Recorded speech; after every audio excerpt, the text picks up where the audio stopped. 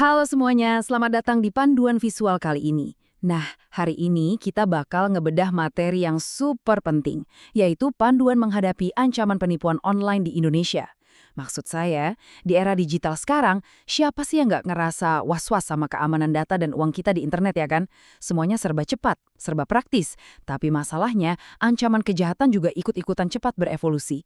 Jadi, mari kita kupas tuntas materinya bareng-bareng supaya kita bisa lebih waspada dan punya tameng perlindungan yang pas. Oke, kita langsung mulai aja. Coba deh jujur, pernah nggak sih lagi sibuk-sibuknya kerja, tiba-tiba dapat pesan WhatsApp dari nomor asing yang nawarin kerjaan instan. Gajinya gede banget, bisa kerja dari rumah, dan ajaibnya, Anda bahkan nggak pernah ngelamar ke perusahaan itu. Kalau Anda pernah ngalamin ini tenang, Anda nggak sendirian kok. Sayangnya, hal kayak gitu tuh cuma puncak gunung es dari rentetan penipuan digital yang ngintai kita tiap hari. Untuk membedah masalah ini, kita punya 4 poin utama. Kita bakal bahas ancaman di sekitar kita, lalu 5 modus penipuan terpopuler, langkah darurat kalau sampai kejadian, dan terakhir gimana cara lapor buat lawan balik. Yuk kita masuk ke pembahasannya. Bagian pertama, ancaman di sekitar kita. Anda harus tahu, penipu modern ini bukan cuma pencuri biasa loh, mereka ini benar-benar peretas psikologis yang jago banget manfaatin emosi kita. Lanjut ke bagian kedua, 5 modus terpopuler. Nah, sekarang kita bakal bedah jebakan finansial apa aja sih yang paling sering makan korban di masyarakat kita saat ini. Coba perhatikan baik-baik. Ada pola yang selalu sama nih. Janji penipu berhadapan sama kenyataan pahit. Penipu ini biasanya mancing kita pakai barang yang harganya kelewat murah atau ngasih diskon gila-gilaan di media sosial. Tapi realitanya, setelah kita transfer uang di awal, si penjual langsung hilang di telan bumi. Atau modus lainnya nih, buat dapetin diskon itu, kita disuruh masukin nomor rekening atau nomor kartu ATM lewat sebuah link. Hasilnya, jangankan dapat barang murah, uang kita malah dikuras habis dan data bank dicuri. Ini bener-bener jebakan ganda. Modus yang kedua, phishing dan link palsu. Coba bayangin situasi ini.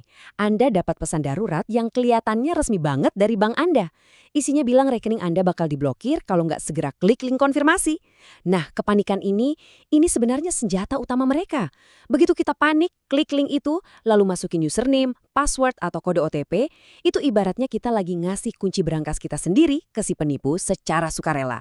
Padahal, ingat ya, bank resmi itu nggak akan pernah minta kode OTP Anda. Tolong ingat itu baik-baik.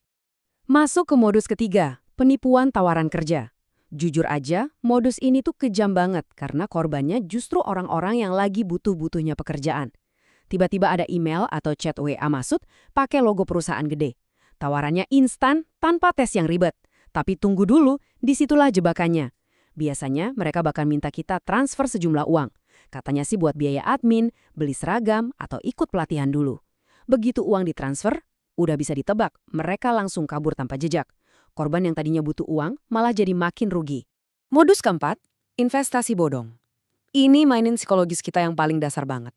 Pengen cepet kaya tanpa harus kerja keras. Mereka nawarin skema investasi tanpa izin OJK, tapi janjinya pasti untung besar. Terus, biar pada percaya, mereka bombardir kita pakai testimoni palsu yang kelihatan super meyakinkan. Tahu nggak faktanya? Kerugian masyarakat gara-gara skema fiktif kayak gini nyentuh triliunan rupiah tiap tahunnya. Dan perlu dicatat, uang yang udah masuk ke entitas ilegal kayak gini tuh nyaris mustahil bisa balik lagi.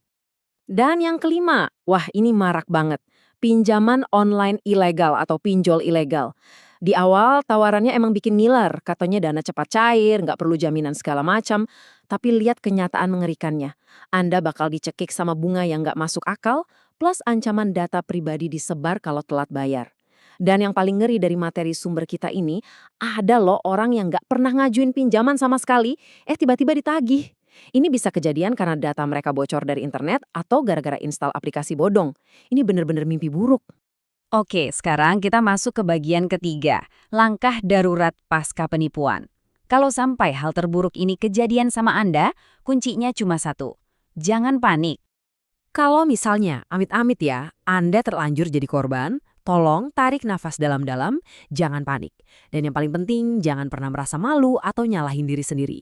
Penipu ini tuh sindikat profesional, jebakan psikologis mereka dirancang sangat rapi, siapa aja bisa kena kok. Nah, nasib Anda selanjutnya ditentuin sama apa yang Anda lakuin detik ini juga. Jadi singkirkan rasa bersalah itu, kumpulin pikiran rasional, dan mari kita langsung fokus ke tindakan penyelamatan. Sekarang kita lihat gimana langkah-langkah ini ngebentuk mekanisme pertahanan yang berlapis. Ada 4 step sistematis nih. Pertama, kumpulkan bukti. Kedua, segera lapor ke bank. Ketiga, manfaatin platform pemerintah. Dan keempat, lapor ke pihak berwenang. Jadikan 4 poin ini sebagai standar operasional prosedur darurat pribadi Anda mulai detik ini. Kita bedah langkah pertamanya, kumpulkan bukti. Dengerin baik-baik ya sebelum Anda emosi dan ngeblok kontak si penipu atau ngehapus chatnya. Stop, jangan dilakuin. Bukti digital itu ibarat nyawa dari kasus Anda. Cepetan di-screenshot semua percakapan chat atau SMS-nya, simpan semua bukti transfer rapat-rapat, catat dengan akurat nama dan nomor rekeningnya, dan pastikan Anda juga nyimpen link atau URL situs palsu yang mereka pakai. Tanpa bukti-bukti ini, laporan Anda nantinya nggak akan punya gigi secara hukum. Begitu bukti udah di tangan, langkah kedua ini bener-bener balapan sama waktu. Langsung lapor ke bank, hubungi customer service bank Anda atau bank tempat rekening si penipu berada. Ceritain kronologinya dari awal sampai akhir secara faktual dan tetap tenang. Tujuan utama kita di tahap kritis ini cuma satu, minta pihak bank lakuin pemblokiran pada rekening si penipu. Kita harus ngebekuin pergerakan uang yang udah terlanjur ditransfer tepat sebelum mereka sempat mindahin dananya ke tempat lain. Kita sampai di bagian terakhir, lapor dan lawan balik. Udah saatnya kita potong rantai kejahatan sindikat ini, biar nggak ada lagi korban selanjutnya. Informasi di sini tuh ibarat peta navigasi darurat Anda. Pemerintah sebenarnya udah ngebaginya dengan jelas untuk setiap jenis kejahatan. Mau blokir rekening penipu secara nasional, langsung aja tuju cekrekening.id. Kalau diteror nomor nggak dikenal, laporin nomor HP itu ke aduannomor.id punya Kominfo. Tertipu investasi fiktif atau pinjol bodong, gas langsung buka isc.ojk.go.id milik OJK. Terus buat urusan penyalahgunaan telekomunikasi lainnya, Anda bisa melapor ke BRTI. Beneran deh, Anda bisa ambil screenshot bagian ini sekarang karena ini bakal jadi buku telepon darurat Anda di era digital.